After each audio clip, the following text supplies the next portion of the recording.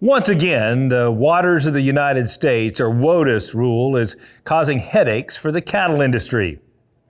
Here to talk more about this important topic is Mary Thomas Hart, Chief Counsel for the National Cattlemen's Beef Association. Mary, thanks for coming to the show today. So tell us, first of all, what is the latest definition of waters of the United States, and why is this so important for our industry? So on December 30th, the Biden administration finalized their definition of WOTUS. It's the third regulatory definition for WOTUS in the last 8 years, which is kind of the definition of regulatory whiplash. If you are a farmer or rancher and you're subject to this definition, what does it mean? So NCBA looks for three things when we look at any WOTUS definition. One, how are ephemeral features treated? Two, how are isolated features treated? And three, are there agricultural exclusions? So we got 1 out of 3 with the Biden rule. We do have some helpful agricultural exclusions for stock ponds, prior converted croplands, and drainage ditches. Okay. But if you have an ephemeral feature or an isolated feature like a prairie pothole, vernal pool, or playa lake on your operation, you have to spend a lot of time and money to figure out if those features are subject to federal jurisdiction. So what I don't understand is I truly thought this was settled a couple of years ago. How does this just keep coming up in this whiplash approach you're talking? It truly is, based on what a White House's priorities are, right? So we started back in 2015 with the Obama rule, which was significantly expansive and kind of went beyond the limits of the Clean Water Act.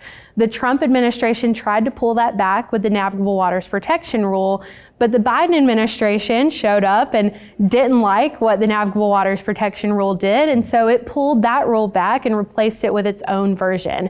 The Biden administration told us and told other stakeholders that it was trying to find defensible middle ground between the Obama and Trump rules, but in reality just created a lot of additional confusion for landowners, including farmers and ranchers. So I've got to ask, what's the next step?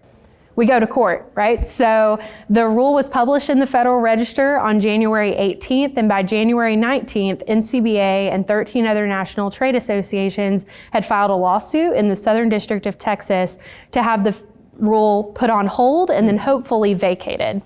So what specifically can NCBA members and our viewers at large do to help? I think most importantly, join NCBA, right? Because litigation is a long-term time and financial commitment, but NCBA really prioritizes using all 3 branches of government to achieve our policy priorities.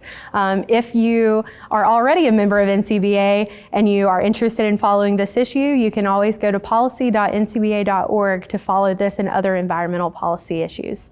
Thank you for all you do every day to stay abreast of these important issues. Thanks for having me. This WOTUS issue is just one of the many reasons why you should support the work being done by NCBA. To become a member, just call 866-233-3872 or visit the website ncba.org.